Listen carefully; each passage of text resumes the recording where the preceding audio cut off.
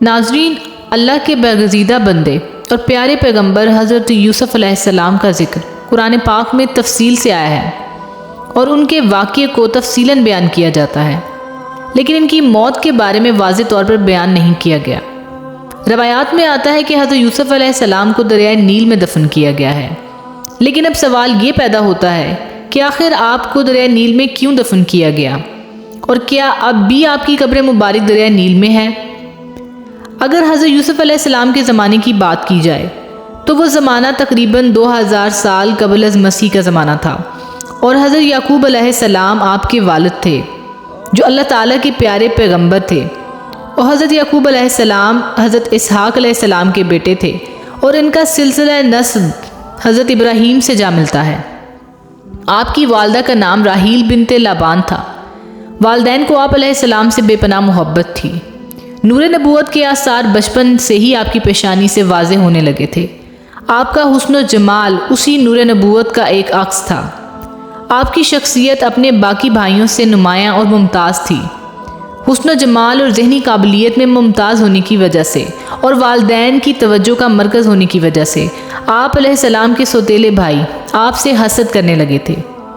حضرت یوسف علیہ السلام کی زندگی کے تمام تر حالات و واقعات پر قرآن کی ایک مکمل صورت نازل ہوئی ہے۔ آپ علیہ السلام کے واقعہ کو قرآن میں احسن القصص کے نام سے جانا جاتا ہے۔ آپ کے قصے سے ہٹ کر اگر آپ کی وفات کی بات کی جائے تو آپ کی وفات کے بعد آپ علیہ السلام کے مقام دفن میں اختلاف پایا جاتا ہے۔ آپ علیہ السلام کی وفات کے بعد آپ کے محلے والے آپ کو حصول برکت کے لیے اپنے اپنے علاقے میں دفن کرنے پر اصرار کرنے لگے۔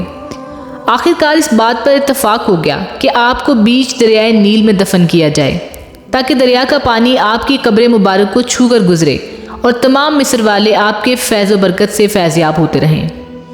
چنانچہ آپ علیہ السلام کو سنگ مرمر کے ایک خوبصورت تابوت میں دریائے نیل کے بیچ دفن کیا گیا، یہاں تک کہ 400 سال بعد حضرت موسیٰ علیہ السلام نے آپ کے تابوت شریف کو دریا سے نکال کر آپ علیہ السلام کے آباء و اجداد کی قبروں کے پاس ملک شام میں دفن فرمایا۔ وفات کے وقت آپ کی عمر مبارک 120 سال تھی، اور آپ علیہ السلام کے والد محترم نے 741 برس کی عمر پائی۔ آپ کے دادا حضرت اسحاق علیہ السلام کی عمر مبارک 180 برس تھی۔ اسی طرح آپ علیہ السلام کے دادا حضرت ابراہیم کی عمر مبارک 571 برس تھی۔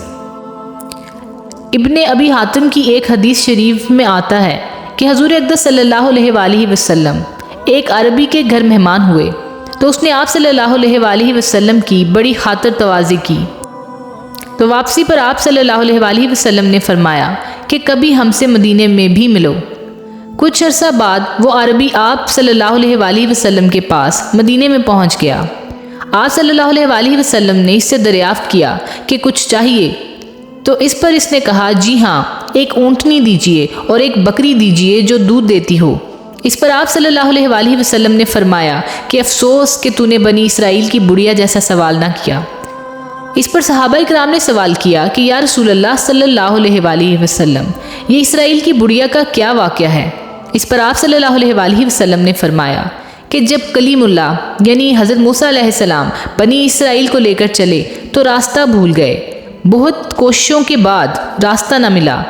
آپ علیہ السلام نے جب لوگوں کو جمع کر کے پوچھا کہ یہ کیا اندھیر ہے، جس پر علماء بنی اسرائیل نے کہا کہ حضرت یوسف علیہ السلام نے اپنے آخری وقت میں ہم سے عہد لیا تھا کہ جب ہم مصر سے چلیں تو ان کے تابوت کو بھی اپنے ساتھ لیتے چلیں۔